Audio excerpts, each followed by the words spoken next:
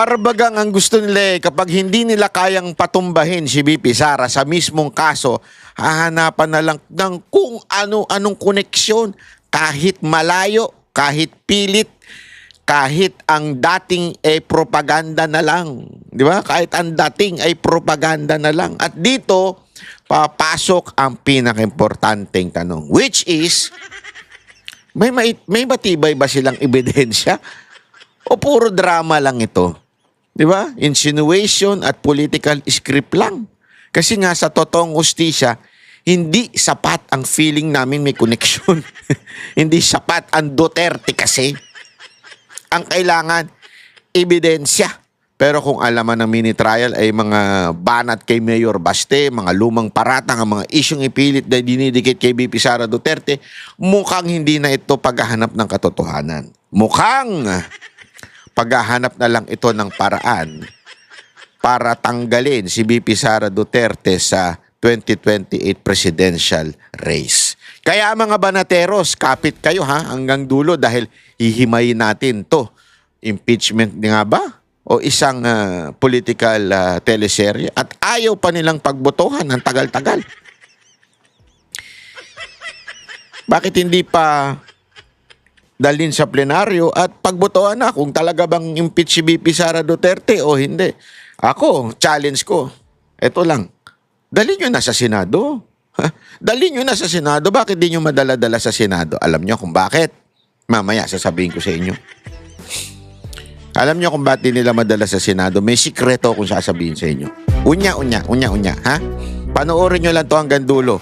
At sana naman po, ngayon pa lang, mag-like, mag-share na kayo. Importante kasi yung unang bahagi, isinishare nyo kaagad. Yung unang bahagi, nilalike nyo na kaagad para isasuggest na ito ng YouTube sa mga ibang kababayan natin. Kasi alam nyo naman, ang mga media ngayon, puro bayaran, di ba? Konti na lang ang nagsasabi ng katotohanan at tayo dito sa social media, marami rin dito mga bayarang vlogger, di ba? Narinig nyo naman yung sinabi ni Sir Jack. Oh, di ba? Sabi ni Sir Jack, inalok daw siya para siraan si VP Sara Duterte. Naku po. Bukas may komento tayo dyan, kaya abangan nyo rin. Oh, anyway, pag-usapan na po natin itong issue na biglang pumasok si Digamo sa issue na to. Nakakatawa talaga mga kababayan dahil ewan ko baka mamaya pati yung pagkamatay ni Ninoy ibintang kay VP Sara Duterte, di ba? Sa tingin nyo, baka kasi one day si VP Sara Duterte na ang may dahilan ng pagkamatay ni Ninoy. Yan ang sa tingin ko mangyayari kasi ngayon tapos na yung hindi naman tapos pero meron nang nakusahan si Arnie Tebes. Nakakulong na nga ngayon dahil sa pagbibintang ninyo. Ngayon naman, ipipilit nyong idikit yung dumalaw kay Arnie Tebes, daw, the CBP Sara Duterte. Di ba? Anak kayo ng wedding, oo. Ang lupit nyo talaga. O, pakinggan natin to. Is Congresswoman Janice Digamo.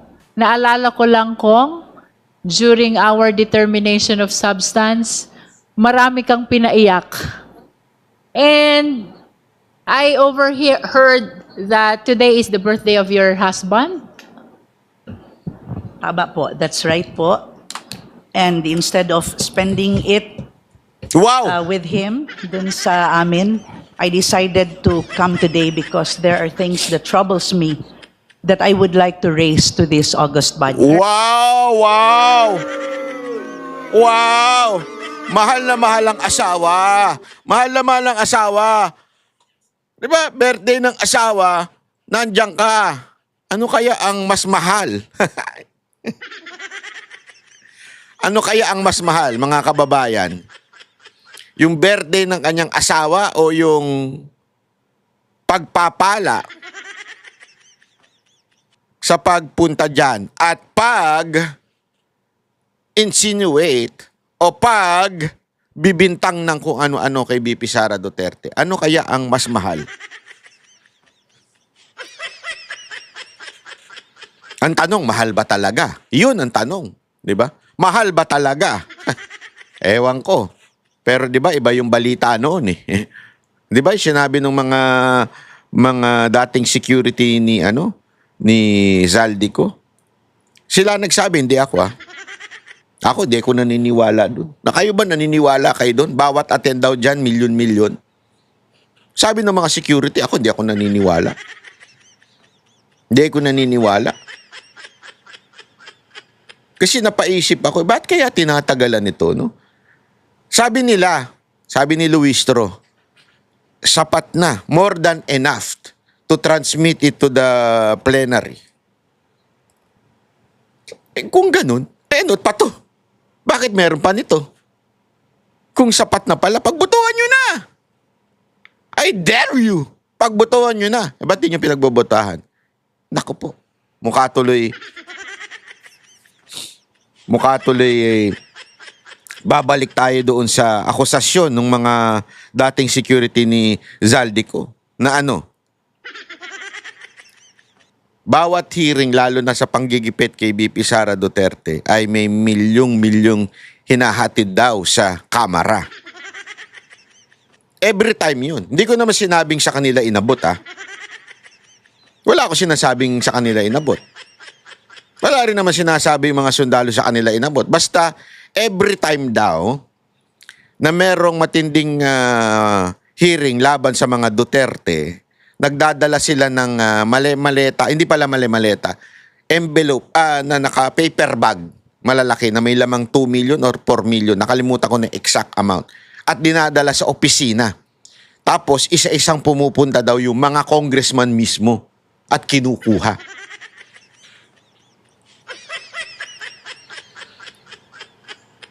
Sino kaya yung mga nakatanggap doon? Imaginein mo, nakailang hearing na sila dito sa House Committee on Justice. So sabi mo ng 3. Kung conservative, 2 million ang daw, di umano, sabi ng mga sundalo. Ako, hindi ko naniniwala Hindi ko naniniwala. Baka mahigit pa. Hindi ako naniniwala di ba? Nakahilang hearing na ho sila. Ano sa tingin ninyo mga kababayan? Ito kaya ay makatotohanan na dahilan kung bakit tinatagalan nila even if kumbinsido na sila na this is more than enough to have a probable cause? Kasi hindi ko kasi maano yun maedikit. Kumbinsido ka na pala. Sabi mo more than enough to have a probable cause. Ano pa ito mga hearing na to? Yun lang naman ang gusto ninyong malaman, di ba? If there is probable cause. Meron na pala Sabi nyo more than enough. Bakit pinatatagal nyo pa? Unless merong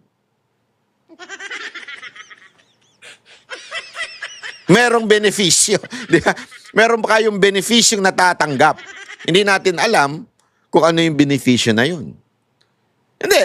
Kasi always remember this. Gagawin mo isang bagay dahil either you're happy or you have something to get. Di ba? Lahat naman tayo I'm not saying it's always money.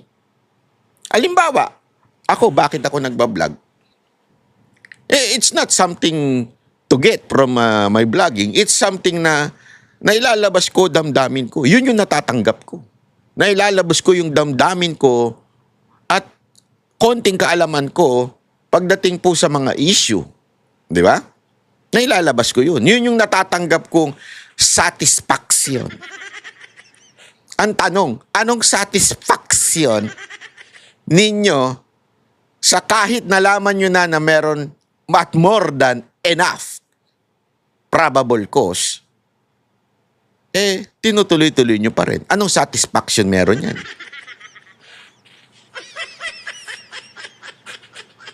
Naalala ko tuloy uli yung sinabi ng mga sundalo. May dinadala-dala kaming mga paper bag at isa-isang pumapasok daw, di umano, allegedly, sabi ng mga sundalo, sa opisina ni Speaker. Opisina pala ni Zaldico ata yun. I'm not sure. Basta, pagpasok daw ng mga congressman doon, paglabas may daladala ng paper bag. Ano kaya laman nun? Danggit? Tuyo? O